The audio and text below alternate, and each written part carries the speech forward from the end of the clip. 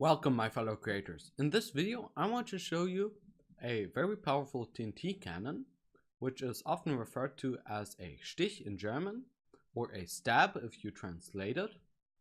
This is a cannon that you mostly use in Wargears, and I have a video on that topic too, which I will link in the description and probably the right hand corner. But anyway, I want to show you how to operate it, how to achieve maximum damage, and of course how to build it. And if you want to join my Discord, where we are going to do some more on this topic, so Wargears and stabs in general, I will happily link it in the description down below. But anyway, now let's get started. I am now going to show you how this cannon is operated, and it is quite easy actually. You just have to load it, and for that I just use a method where I start with the bottom, then work my way to the projectile chamber and fill it up from top to bottom and then from the top to the middle, so just like this. And the same I do with a propellant chamber, so fill in the top 3 layers I meant, and then we just have the middle where I just go backwards and place in the TNT, leaving me with a full chamber, and then I can hit the lever and examine the damage, which will occur in about 4 seconds after we hit the lever. And as you can see, that is quite straight, almost dead center. And then we can count the blocks still remaining, so 1, 2, 3, 4, 5, 6, and 7.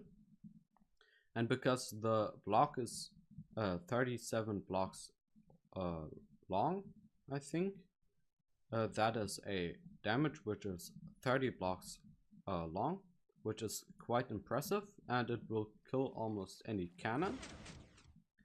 We require a platform that is 14 blocks long and 6 blocks wide, and we're going to start with a floor design, so go 3 blocks in, and then we have to place in a observer like here, then some more observers, in total 5, then a hopper right here, and some more observers just like this.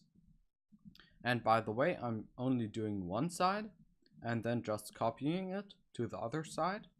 So if you want to build this in survival or something like that, you have to do it on both sides, but then of course mirrored. Then we're going to place in 3 birch fences, or any fence if for that matter, and then just place in some pressure plates on top of them like this. Now we're going to do the blast chamber for the propellants, and for that we have to place in a wall of 4 blocks right here, just above the observers. And we're going to power the first block with 2 observers that are going to read a hopper right here. And next to that we're going to place in a redstone, so next to the hopper, then just run it down. And next to the block we have already powered, place in a 2-tick repeater, which is going to power a block with a redstone behind it, and then another block. After we have done that, we can simply do a very simple pattern, which is redstone right here, because they have not been powered yet. Only these 2 have been powered yet. So these 2 have been powered, and with the redstone we have powered these 2. And if we continue the pattern of block, redstone, block, redstone, we can see it will continue upwards. And because we need a total amount of propellants that equals 56, we're going to need 7 layers of 4 wide, 4 long propellants. And for that we're going to just continue that pattern upwards. So next to that we're going to continue a 2, and I'm just doing a little bit of that. At the top we have to have a other system, because it is way more compact if we use a other system right here. So place in a 2-tick repeater where normally redstone would sit, and then just behind that connect it to another 2-tick repeater, just like this, with some redstone. But you are probably thinking about that these redstone are not yet powered, and for that we just have to place in some slabs which are upside down and connect them with redstone, just like this. And we cannot power these two because they would mess up if we would connect them like this, because as you can see, these power all of the blocks surrounding it, and these only power this block and not, for example, that block which I'm pointing to right now, which is very important to power. Then we just armor it up a little bit, and that's our propellant blast chamber. Next we're going to place in a system to activate a compression that we're going to build with these observers. And for that we're just going to take a 4-tick repeater with 2 observers that are going to go into the observer line we built earlier, and then just a 4-tick repeater. Above that another block and a 1-tick repeater, which is going to go into the actual TNT, which is going to do damage blast chamber, or activation chamber I should say. And for that we're just going to use the same method, so alternating between redstone and blocks. And we need a total of 30, so I think 1, 2, 3, 4 and 5 is about here. And above the TNT we are going to just place in some slabs so that it can fly up. And if it cannot fly up, so if for example we would have this, it would go into the holes of redstone and explode there, which is not what we want. But then we can just place in all of the slabs, and here we don't need a special system at the top. Just place in the rest of the armor, and that's basically all of the TNT that we have to activate. Now we just have to place in a slab right here, so we can stand on it, and it gets a carpet. Then go up just like this, grab a ladder. I like to use a ladder. You can also use other things that prevent TNT from going into this one wide gap. And then just a slab above that, and then just some armor. After that we also have to place in the compression that I talked about earlier. And for that just place in a sticky piston where the observer faces into, and then a normal piston which is going to be powered by this redstone because of the butt effect. After that we're just going to place in a block right here with redstone on top, and another upside down slab with redstone on top, so that we don't butt power this piston. To activate the redstone we're going to place in a lamp with a lever at the top, and then we have to connect it to these 2 repeaters by just placing in a redstone dust.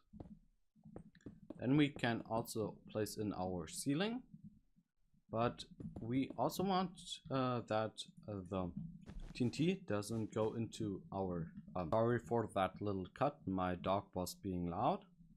But anyway, we don't want the TNT to go into the hallway either, and because we can't just place in ladders like we did last time, we are going to place in some pistons, and in this case a sticky piston with a end stone, or any other any block that you choose to design with, and then just place in a redstone on a block above it, just like this. And then I like to have a wall right here, so just like this. And this endstone is going to go into this space, and because of that, nothing can go into the hallway. But then we also have to add our water, and for the time being, I'm just going to have some lapis in that place.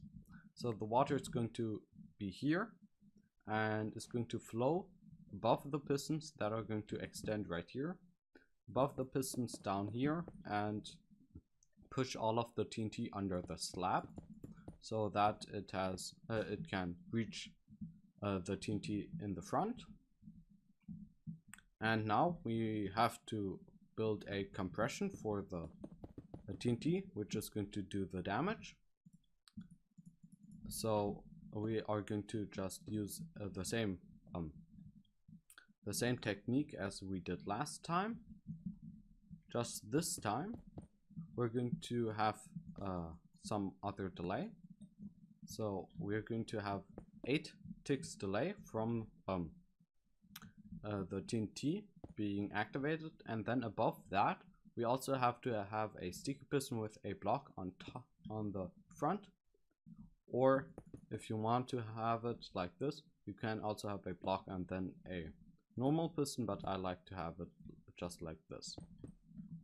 And this is more reliable, because if we have this, maybe sometimes this will extend before this piston, and that's not good. So this is just so that the TNT gets pushed here, and then this piston will extend and the TNT will be pushed to here.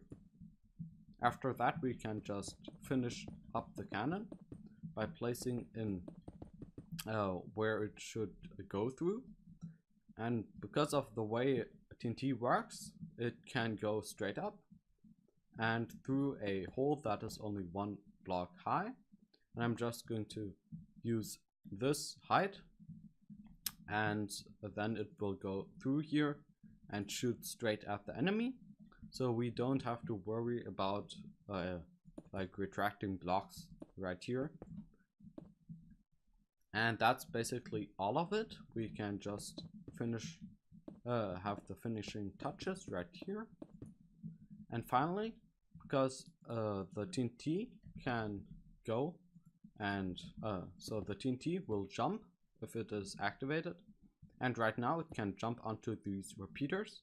So if you build this cannon and you want to have it so that it won't explode, you have to place in some blocks above it, so just like this. Or if you're building it in a Wargear, you of course have some blocks above it, and then you have to have slabs right here and some blocks around the slabs so that it will be prevented from jumping into these gaps. But as I was saying, the actual redstone is only 8 blocks high, making the cannon a total of 6 blocks wide, 8 blocks high, and 13 blocks long, or 14 if you count the design layer. And if you want to improve the damage by about 2 blocks, you can just simply replace this redstone with a normal 1-tick repeater, and this is going to improve the damage by about 2 blocks, as I said. Don't forget to replace the lapis with the water, and then you have to of course replace the carpet so that it doesn't explode, because then TNT could come into that gap, and that's not what we want. Well, that's it for this video. If you have enjoyed, please make sure to rate and subscribe down below. If you want to see some more awesome redstone, you can check out my playlist on it, or join my Discord to join in on the discussion what we should do next and what redstone is interesting and useful. But anyways, I hope to see you in the next one.